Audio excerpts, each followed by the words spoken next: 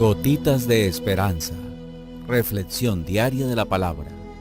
Alimentar el espíritu y animar nuestra confianza en Dios.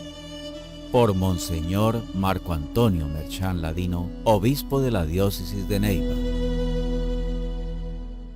Un saludo afectuoso para todos en este miércoles.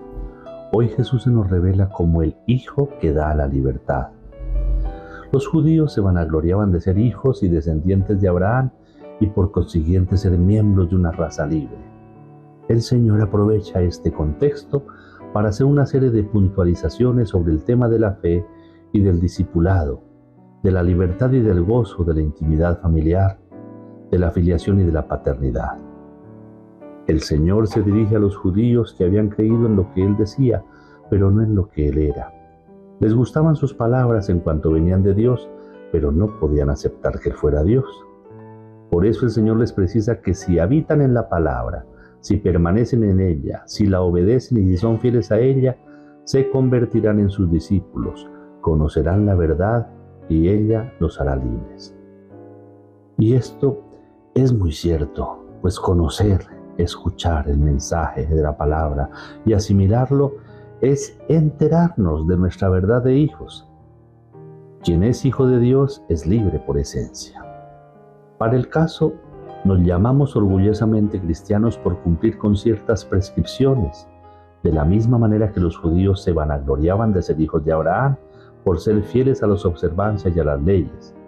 Pero, como nos damos cuenta, esto no basta para ser hijos de Dios e hijos de la Iglesia.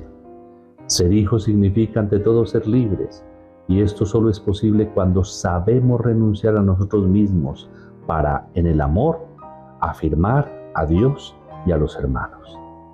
El pecado que nos hace esclavos es todo lo contrario, pues en él todo se refiere a uno mismo, a afirmar el propio ego y colocarlo como el centro.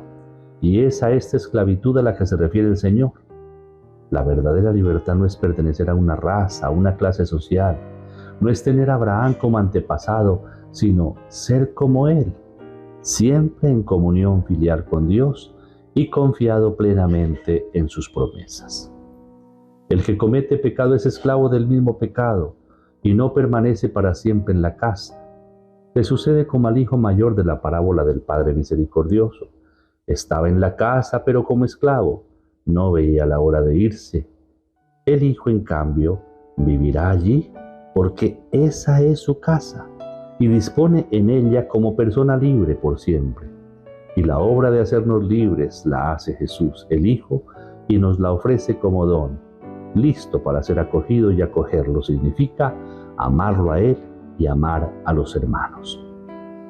Los judíos se enorgullecían de ser descendientes de Abraham y de ser libres a pesar de estar bajo la dominación romana.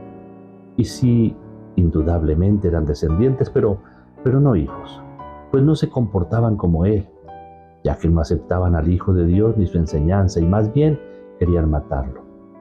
Su corazón estaba ocupado por otra enseñanza, la de la mentira del demonio. Así, mientras el Señor Jesús dice aquello que ha visto y escuchado del Padre, los judíos, en cambio, hacen aquello que han escuchado de su padre, del demonio que los ha engañado.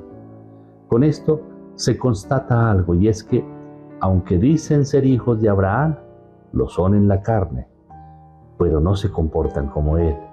En el espíritu, en realidad siguen a otro padre, al padre de la muerte, al padre de la mentira, y se comportan como tales cuando buscan matar a Jesús, al Hijo de Dios. A este punto, los judíos reaccionan diciendo: no, Señor, somos hijos legítimos, Dios es nuestro único Padre. Con esto defienden su supuesta fe genuina, pero el Señor les demuestra lo contrario. Si creen y aman a Dios, deberían creer y amar al Hijo enviado, que nos lo da a conocer y que no ha venido por su propia cuenta, sino que Él lo ha enviado. Es en el Hijo, en Jesús, en quien llegamos a ser realmente libres. La libertad para Jesús se vive al interior de una relación viva con Dios y es fruto de acoger plenamente la verdad que el Señor nos dona en su Evangelio, y está íntimamente relacionada con la filiación. Si el Hijo les da la libertad, serán verdaderamente libres.